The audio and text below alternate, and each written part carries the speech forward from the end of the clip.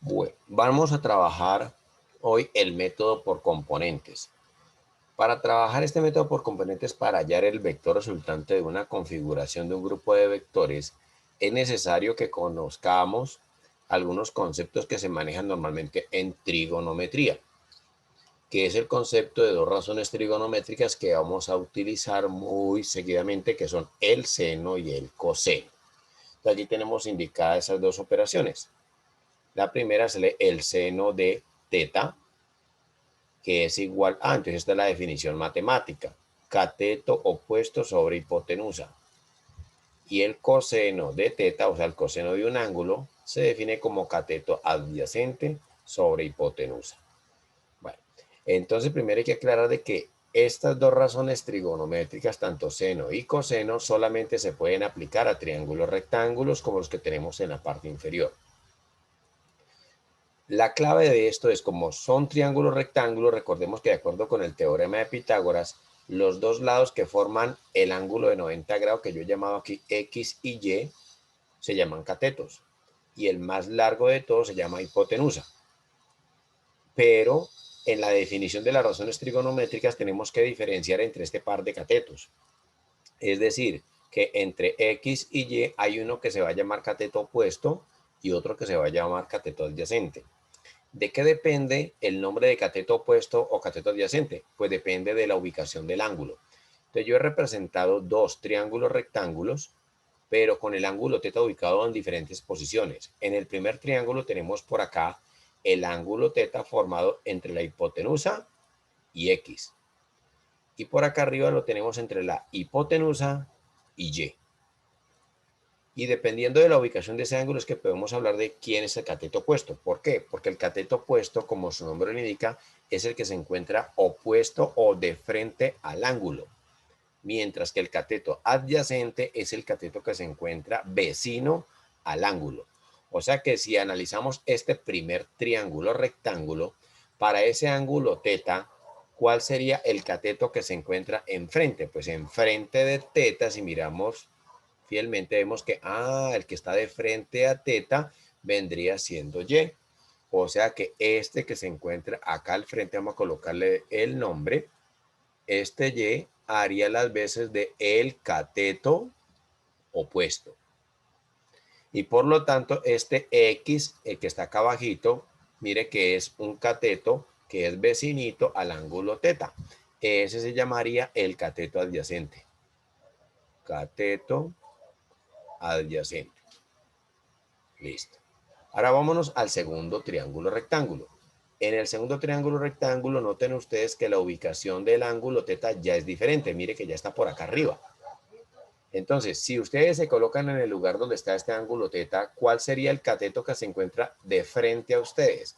Pues el cateto que estaría de frente en este caso ya sería es X. O sea que este X se convierte en el cateto opuesto. ¿Por qué? Porque está de frente al ángulo. Mientras que Y se convierte ahora en el cateto adyacente. Entonces, clarificamos eso, de que para poder identificar el cateto opuesto y el cateto adyacente, tenemos que saber dónde se encuentra ubicado el ángulo, porque no debemos confundir lo que le va a decir su profesora de trigonometría, por de trigonometría, donde van a trabajar con ángulos en posición normal y le van a decir que el opuesto siempre es Y y que el adyacente siempre es X. Eso solamente es válido, pero para ángulos en posición normal o regular. Para nuestro caso, no. Entonces, ¿qué es lo que voy a hacer? Voy a calcular el seno y el coseno para cada uno de estos triángulos rectángulos. Empecemos con el primero, el de la izquierda. Digamos que me piden calcule cuánto vale el seno de teta. Entonces, de acuerdo con la definición que tenemos allá arriba, el seno de teta se define como cateto opuesto sobre hipotenusa. Entonces, en este primer triángulo, ¿quién es el cateto opuesto? Pues vendría siendo Y, o sea que el cateto opuesto sería Y sobre la hipotenusa que es H. ¿Listo? Ahora miremos cómo quedaría para este mismo triángulo el coseno. Pues el coseno de este ángulo se define como el cateto adyacente de acuerdo con la definición y el adyacente aquí sería X sobre la hipotenusa que vendría siendo H. Y así nos quedarían las razones trigonométricas seno y coseno para el primer triángulo rectángulo. Miremos el segundo triángulo rectángulo. Encerremos estas dos definiciones. Recuerde que esto lo vamos a aplicar ahorita en un ejemplo.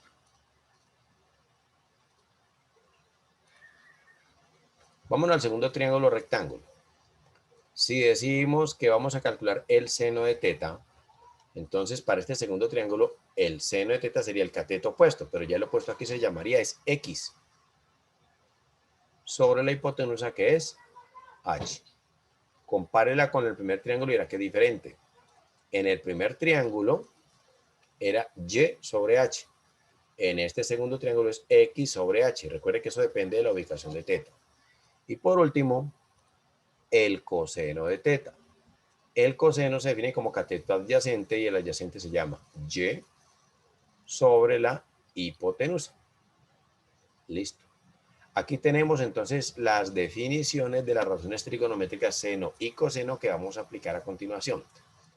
Ahora, ¿de dónde sacamos los valores del seno y coseno de un ángulo? Pues hombre, pues eso lo podemos sacar directamente por el momento con la calculadora, pero la profesora de trigonometría o el profesor de trigonometría en su momento les va a dar unas técnicas de cómo encontrar y les va a dar unas tablitas de cómo hallar los valores de las razones trigonométricas para ciertos ángulos. Por el momento, utilicemos la calculadora.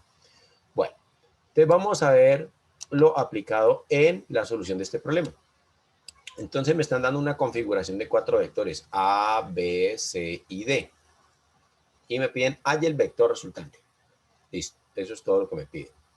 Entonces, lo primero que tenemos que identificar son aquellos vectores que no están sobre los ejes cartesianos. En este caso, D se encuentra sobre el eje cartesiano X positivo. C se encuentra sobre el eje cartesiano Y negativo. En este caso, A y B son los únicos vectores que no están sobre los ejes cartesianos. Entonces, ¿qué se hace con aquellos vectores que no están sobre los ejes cartesianos? A ellos es que le vamos a hallar las componentes. Vamos a empezar con el vector A. Vamos a hallar las componentes del vector A. ¿Cómo se hallan? Fácil. Desde la cabecita del vector A, miren, vamos a proyectar líneas punteadas que vayan dirigidas hacia los ejes cartesianos. Una hacia el eje X y la otra hacia el eje Y. Estas líneas auxiliares me van a servir para repintar las componentes del vector que se dibujan desde el origen. Entonces, desde el origen repintamos aquí por encima del vector D y hasta donde cayó la proyección. Aquí iría la componente, esta se llamaría la componente del vector A, pero en el eje X. Ahorita ya por su valor. Ahora hacemos lo mismo en el eje Y. Repintamos desde el origen hasta donde cayó esa proyección. Y la punta de la flechita que no se pase de donde cayó la proyección. A esta le llamamos la componente de A en el eje Y. Listo. Ahora, observen que el triángulo rectángulo donde está el ángulo, pues el de 37 grados, lo voy a sombrear aquí con verde. Lo que quiere decir que a este triángulo rectángulo que estoy sombreando con verde, a él le voy a aplicar las razones trigonométricas seno y coseno. ¿Para qué? Para encontrar los valores de A sub X y A sub Y. Entonces vamos a hallarlos aquí a un costadito. Entonces voy a aplicar aquí el seno de, en este caso el ángulo que me están dando es 37 grados. Entonces miremos la ubicación de este ángulo de 37 grados. Entonces 37 grados, ahí lo estamos marcando con el puntero del mouse. El seno, ¿cómo se define? Entonces el seno ahí lo tenemos a un costado, es cateto opuesto sobre hipotenusa. Entonces para este 37 grados, ¿quién sería el cateto opuesto? Sería el cateto que está acá arriba, el que está de frente. Y ese que está de frente, mire, aquí lo voy a repintar un poquitico con rojito, es estas líneas, son estas líneas punteadas. Y resulta que estas líneas punteadas horizontales es igual a este que estoy marcando aquí con el puntero del mouse. Ah, o sea que el cateto opuesto para 37 grados sería esta línea horizontal. Y esta línea horizontal se llama A sub X. Y acá colocamos el A sub X, pero sin la flechita. No es necesario colocar la flechita porque vamos a hablar en forma escalar. ¿Sobre quién? Sobre la hipotenusa. ¿Quién sería la hipotenusa? La hipotenusa pues sería este largote y el nombre de ese largote se llama A. O sea que sería seno de 37 es a sub x sobre a. Ahora, si aplican seno de 37 en la calculadora, eso les da un resultado aproximado de 0,6. Y quería que 0,6 es igual a sub x sobre el valor de a, y ahí nos dicen que a tiene un valor de 20 unidades. Finalmente, este 20 unidades lo mando para acá a multiplicar por el 0,6, y 20 por 0,6 nos daría 12 unidades igual a sub x. Y hemos hallado la componente de a en x. Ahora, ¿cómo hallamos la componente de a en y? Pues ya no aplicando seno, sino el coseno del mismo ángulo, es decir, coseno de 37 grados. Entonces, volvemos otra vez al triángulo que está sombreado con verde. Para este ángulo de 37 grados, ¿cuál sería el cateto adyacente? Entonces, el ángulo siempre se va a encontrar entre la hipotenusa, que es el más largote, y el cateto adyacente. O sea que en este caso el cateto adyacente, ahí lo estoy marcando con el puntero del mouse, sería el vertical, que se llama a sub y, y lo colocamos sin la flechita. ¿Por qué? Porque estamos trabajando en forma escalar. Sobre la hipotenusa es el más largote, que se llama a. Digitan ustedes en la calculadora coseno de 37 y eso les da aproximadamente 0,8, que sería igual a sub y sobre a, que vale 20 unidades. Despejamos a sub y mandando este 20 unidades a multiplicar por 0,8 y nos daría que 16 unidades corresponde al valor de a sub y. Listo. Ahora, estos valores los puede ir colocando directamente en la gráfica, ¿no? Entonces, por ejemplo, este a sub x nos dio 12 unidades. Este a sub y nos dio 16 unidades. ¿Listo? Y eso es lo que llamamos las componentes de un vector. Listo. ¿A qué otro vector tenemos que hallarle las componentes? Pues al vector b. O sea que desde la cabecita del vector b trazamos líneas punteadas dirigidas hacia los ejes. Repintamos desde el origen hasta donde cayó la punta de la flechita, hasta donde cayeron las proyecciones. Miren, esta sería la componente del vector b, pero en el eje y. Y este que estoy repintando acá sobre el eje X negativo y la punta de la flechita que coincida con la proyección, esta es la componente de B en el eje X. De nuevo voy a sombrear con verde el triángulo rectángulo donde está el ángulo que me dieron, que sería este. Y de nuevo a este triángulo rectángulo vuelvo y le aplico el seno y el coseno. O sea que en este quedaría el seno de ¿qué ángulo? 37. Ah, casualmente es el mismo valor que el anterior. Nos quiere, ahí podría ser cualquier valor, ¿no? 30 grados, 45 grados, 50 grados, el que quiera. Yo le quise colocar 37. Entonces, seno de 37. Entonces, ¿cómo se define el seno? Entonces, por acá arriba lo tenemos. El seno es cateto opuesto sobre hipotenusa. Entonces, para este 37, ¿cuál sería el cateto opuesto? Entonces, de frente a él estaría este cateto que estoy marcando con el puntero del mouse, que sería el vertical. Y este vertical sería la componente de B en Y. Siempre el vertical es el de Y, el horizontal es el de X, o sea que sería la componente de B en Y sin las flechitas sobre la hipotenusa, que es el más largote, que es B. Otra vez, seno de 37 en la calculadora, 0,6 sería igual a B sub Y, que no lo conozco, sobre B, que vale 10 unidades. Mandamos este 10 para acá a multiplicar y nos quedaría que 6 unidades corresponde al valor de B sub Y. Y ya tenemos la componente del vector B en el eje Y. Ahora apliquemos el coseno de 37 grados. Entonces, el coseno para este ángulo se define como el cateto adyacente, o sea, el cateto vecino. O sea que el cateto vecinito es B sub X. Otra vez, sin la flechita. Estamos trabajando de forma escalar. Sobre la hipotenusa, que es B.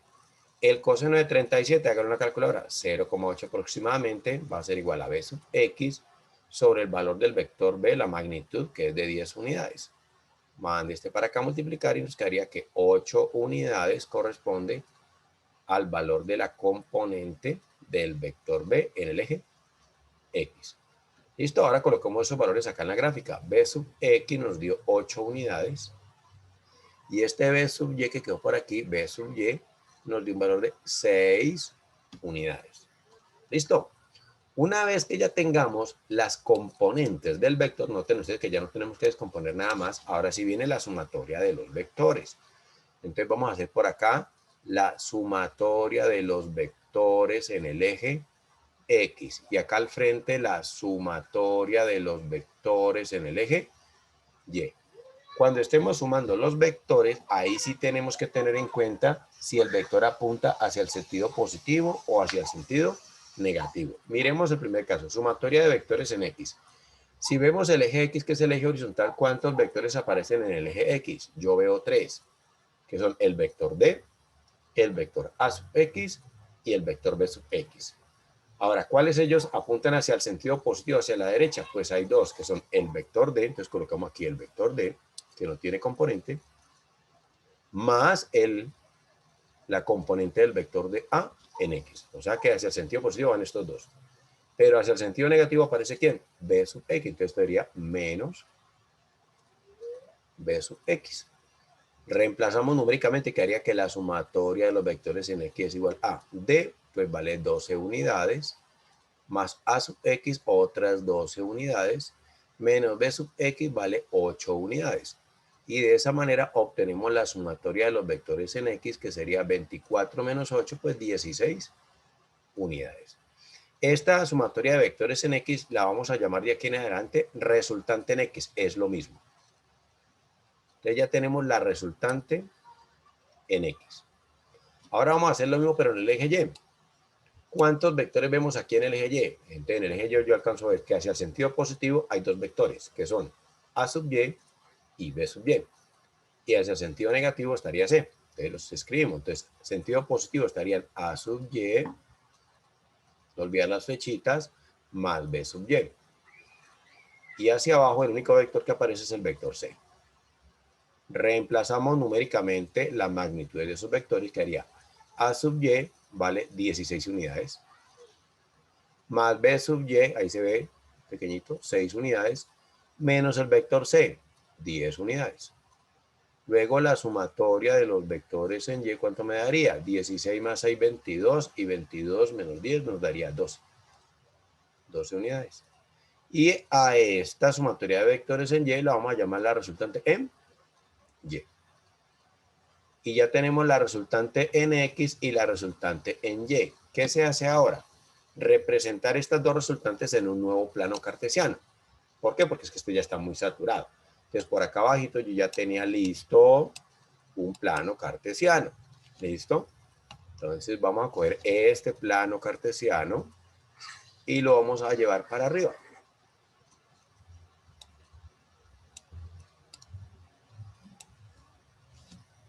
Falta un poquitico. Entonces este plano cartesiano, listo, lo desplazamos acá arriba, listo. Ahora, sobre este nuevo plano cartesiano, ustedes van a representar esas dos resultantes, es decir, la resultante en X y la resultante en Y. La resultante en X me dio positivo, pues entonces represéntela hacia el sentido positivo de las X, es decir, que desde el origen dibujamos hacia la derecha la resultante en X, esta es la resultante en X, que nos dio 16 unidades. Si hubiese sido negativa, pues dibujémosla hacia la izquierda. ¿Y cuánto nos dio la resultante en Y? Nos dio 12 unidades positivas. O sea que va hacia arriba. Si hubiese dado negativo, pues se dibuja hacia abajo. Y esta es la resultante en Y, que tiene un valor de 12 unidades. Ahora noten ustedes que este par de vectores quedaron dibujados desde el mismo punto de partida. ¿Cómo se halla la resultante total aquí? Pues aplica el método del paralelogramo. Entonces trasladamos la resultante en X acá arriba y la resultante en Y la trasladamos acá. Y el vector resultante total es el que va desde el origen